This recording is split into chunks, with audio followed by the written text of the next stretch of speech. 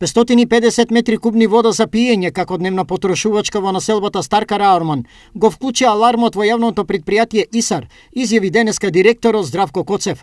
Енормното трошење на водата Коцев го квалификува како кражба и образложи зошто. Во тоа населено место, покрај тоа што луѓето ја користат водата за своите лични потреби, ја користат водата и за наводнување на своите посеви, односно поставените оранжерии, пластеници, кои што со кражба ги наводнуваат и оттаму се јавува проблемот со водоснабдувањето посебно во погорниот дел на населбата. Освен тоа, останува проблемот со загубата на водата во водоснабдителниот систем од 65%.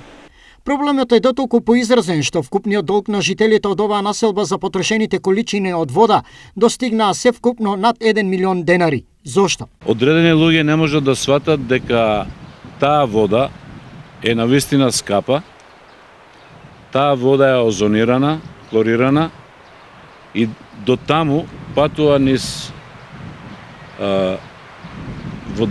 водоводни цевки, стигнува до местото и исклучиво треба да се користи за пиење, за одржување на лична хигиена. Затоа денеска екипи на ИСР во населбата вршат интензивна контрола на состојбата на водомерите со цел да се лоцираат местата од каде бесправно се користи водата за пиење. И доколку се установи дека има кражба, тоа е предвидено со член 235, каде што е предвидено затвор од 1 до 3 години.